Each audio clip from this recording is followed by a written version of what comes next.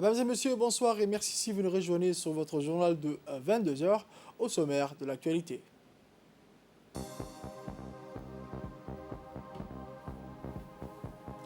Le directeur de la Poste participe au 27e congrès postal universel.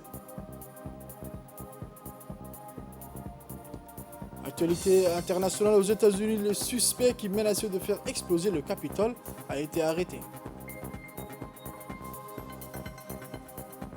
Merci encore, mesdames et messieurs, de nous rejoindre sur cette édition de 22 heures. Le journal au complet à présent, la 1023e session du Conseil de paix et de sécurité de l'Union africaine au niveau ministériel a eu lieu ce jeudi 19 août 2021 via visioconférence en raison de la pandémie de Covid-19.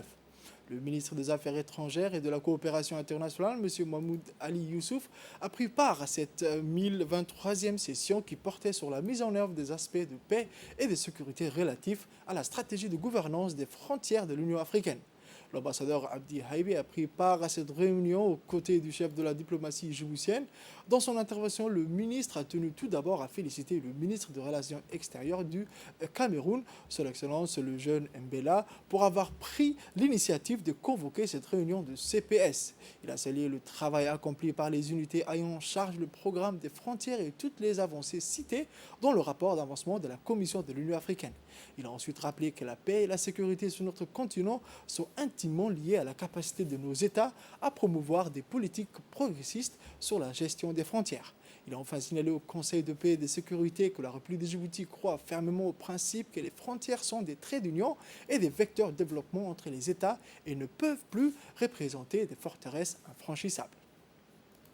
Autre actualité nationale au nord à présent, c'est avec enthousiasme que la ministre et sa délégation ont accueilli par les autorités locales sous-préfectorales, des responsables sectoriels, des sages et des notables, les leaders de la commune, les associations des femmes et des jeunes, ainsi qu'une foule d'anonymes, des jeunes au moins jeunes et toujours confondus. La ministre de la Jeunesse et de la Culture, Mme Hibo, a continué sa visite. Elle s'est rendue à Fantahiro, située à quelques kilomètres d'Obok. À son arrivée, la ministre a été accueillie par les hauts cadres de la région et les femmes. L'objectif de cette visite de travail était de s'imprégner de la situation de la population ainsi que d'écouter et recueillir leurs doléances et leurs besoins spécifiques afin d'apporter une réponse rapide susceptible d'améliorer leurs conditions de vie. Dans toute la localité, les femmes sont sorties en masse pour exposer leurs préoccupations concernant l'accès à la terre et aux moyens de production.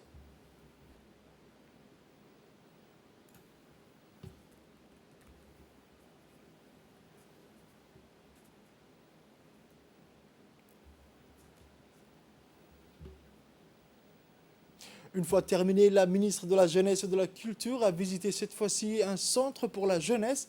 Dans la foulée, la ministre s'est entretenue avec les jeunes de Tadjoura sur différentes thématiques, notamment sur l'entrepreneuriat et autres.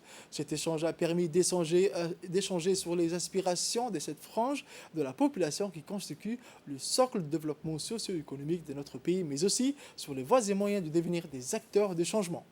L'objectif perpétuer ainsi une démarche dans la perspective d'un dialogue intergénérationnel, gage d'une jeunesse responsable résolument engagée pour la paix et la quiétude sociale.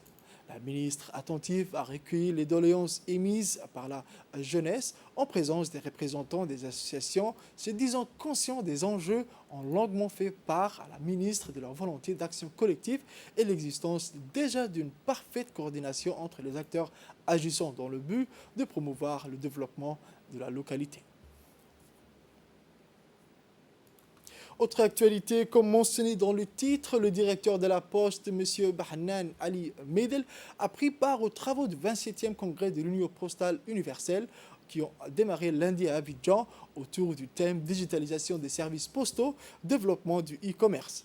Environ 750 participants présents issus de 192 pays et plus de 2000 autres qui ont pris part au monde virtuel jusqu'au 27 août prochain vont faire le bilan de la mise en œuvre de la stratégie 2017-2020 de l'Union postale universelle et définir la future stratégie postale mondiale pour la période 2021-2024 pour le développement des services postaux. Ce forum aura pour mission de réfléchir aux jalons de la Poste au cours des 5 dernières années, mais aussi pour discuter et définir comment la Poste contribuera au développement économique et social à l'avenir. Lors de l'élaboration de la stratégie postale mondiale d'Abidjan, qui sera proposée à l'approbation du Congrès, nous avons pris en considération l'environnement commercial mondial en constante évolution, ainsi que les défis auxquels l'industrie postale et l'Union postale universelle sont confrontés aujourd'hui. Et à l'avenir, nous pensons que la stratégie est la promesse d'un avenir meilleur. À présent, le directeur de la Poste, M. Bahnan Ali Medel, qui a pris la parole, a apporté ses lumières sur la digitalisation et ses décisions. Le secteur postal face aux innovations technologiques. Plus loin, le directeur a précisé les avancées technologiques de la Poste de Djibouti. Groupe africain qui s'est battu pour amener ce congrès à Abidjan. Et la Poste du Côte d'Ivoire a fait un travail extraordinaire, a fait un vrai travail extraordinaire où elle a rassemblé les Africains pour cet objectif-là. On a 12 bureaux de poste, dans 6 dans la capitale et une dans chaque ville de région. D'abord, en Afrique et dans certains pays africains où c'est vraiment rural, les gens n'utilisent plus beaucoup de services en termes de courrier, en termes de lettres. Il y a aussi le côté alphabétisation qui peut être gênant. Donc, nous rentrons dans un autre aspect. Donc, qui dit digital dit par exemple e-commerce, il dit documents administratifs en ligne, etc. Donc, oui, Djibouti, en tout cas la Poste de Djibouti, essaye à son modeste niveau, parce que certains investissements sont un peu élevés. Mais en tout cas, nous proposons actuellement, par exemple, à nos clients des services de e-commerce, un peu comme le système Sanli Shop de la Poste de Côte d'Ivoire, où nous permettons déjà à nos artisans locaux de pouvoir exporter à l'étranger ou de pouvoir vendre localement, mais tout ça se fait en ligne. Nous avons aussi un système d'adresses virtuelles en Europe, où nos clients peuvent acheter en ligne partout dans le monde, et puis nous leur donnons une adresse virtuelle, leur colis arrive à cette adresse-là, et puis nous réacheminons vers Djibouti. Étant donné qu'Amazon et les grandes plateformes, pour l'instant, ne connaissent pas ou n'ont pas encore mis dans leur base de données des pays ou des villes africaines. Donc déjà, c'est un premier aspect, et nous allons de plus en plus loin dans cette digitalisation, puisque nous faisons en sorte nous voulons éviter au maximum que nos usagers puissent se déplacer. C'est des gens des fois qui travaillent ou qui viennent de loin.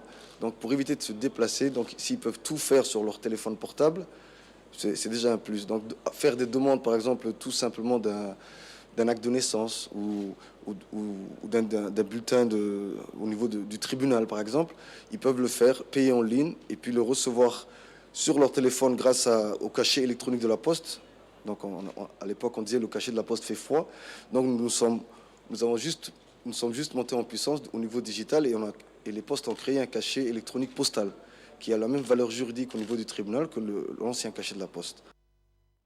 Retour à la capitale où l'association djiboutienne de l'évaluation ADE a organisé hier, jeudi 19 août 2021, au Sheraton Hotel de Djibouti, la première édition des rencontres de l'ADE. La cérémonie d'ouverture a été présidée par M. Ali Mohamed Kamil, président et fondateur de l'ADE, et président d'honneur en présence de la représentante de l'UNICEF, des représentants du PNUD et de l'INAP, l'inspection de l'État, et des représentants du ministère sectoriel, dont le ministère du Travail, l'Agriculture, l'Éducation et aussi la décentralisation. Le thème de la première édition s'intitule « L'évaluation comme outil de l'apprentissage et storytelling, une manière d'échanger les vécus et expériences pour l'évaluation ». Les invités principaux de cette première édition étaient Mme Melva Johnson, représentante de l'UNICEF à Djibouti, qui a fait une présentation remarquée sur l'expérience de l'UNICEF dans le domaine de l'évaluation. Par ailleurs, Mme Shafika Ahmed, directrice à l'ADDS, et M. Daoud Nour, consultant, ont aussi présenté les expériences de l'ADDS dans le domaine de l'évaluation.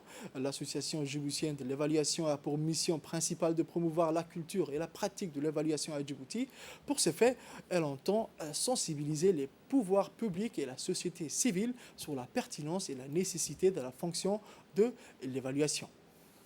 Autre actualité à présent, dans la soirée du 16 août 2021, peu après 20 heures, les responsables de l'hôpital général Pelletier alertent aux gendarmes de la brigade Djibouti Nord de la disparition des biens mobiliers perpétrés dans les appartements d'un immeuble situé au Saline Ouest et affecté aux médecins étrangers en service dans cette structure sanitaire. Après s'être transportés rapidement sur les lieux, les gendarmes ont constaté que les appartements étaient complètement vidés de leur contenu. L'enquête de voisinage oriente les gendarmes sur la piste d'une camionnette ayant fait plusieurs navettes dans l'après-midi du même jour. Les éléments de preuve recueillis ont permis aux enquêteurs de déterminer que les gardiens de l'immeuble affrétaient une camionnette pour transporter les biens mobiliers avant de tout revendre à un autre habitant du même lotissement à une somme de 400 000 francs Djibouti. L'auteur ainsi que le receleur présumés ont été placés en garde à vue. Dès le lendemain, la perquisition suspectée dans cette affaire ont été traduites devant la justice pour répondre de leurs actes. Autre actualité à présent, dans la journée du 18 août 2021 et dans le cadre de la lutte contre le contrebande, les éléments de la police, du détachement de la police de Dikil et ceux de la 4e compagnie d'intervention ainsi que la douane de Dikil ont intercepté une quantité importante de khat en contrebande composée de 13 colis de 100 paquets chacun. Après arrestation et saisie, cette marchandise a été aussitôt détruite dans la caserne de la police de Dikil. Quant aux individus impliqués dans cette affaire, ils sont actuellement en détention pour enquête. Enfin, la police met en garde la population sur les risques et les conséquences de ces agissements.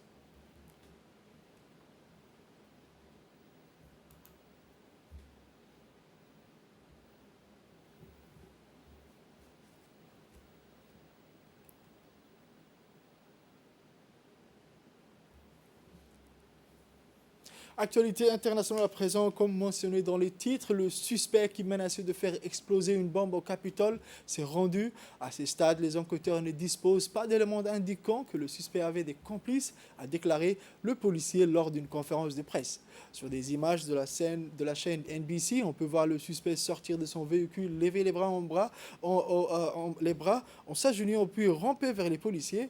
Autant que nous le chassions, cela a simplement été sa décision de se rendre à ce stade, a expliqué le chef de la police du Capitole. Ces messages sur les réseaux sociaux suggèrent qu'il fait partie du mouvement pro-Trump MAGA, acronyme de Make America Great Again. Rendre sa grandeur à l'Amérique, le slogan de l'ex-président Donald Trump, a souligné le groupe de surveillance des sites extrémistes. Facebook a depuis rendu son profil indisponible et enquête sur les faits, a indiqué à l'AFP un porte-parole de la plateforme. J'ai essayé d'avoir Joe Biden au téléphone, déclaré le suspect dans la vidéo consultée par l'AFP, où il tourne parfois son objectif vers le Capitole de l'autre côté d'un parc. C'est tout pour cette édition de 22h, mesdames et messieurs. Merci de l'avoir suivi. Restez avec nous pour la suite du programme.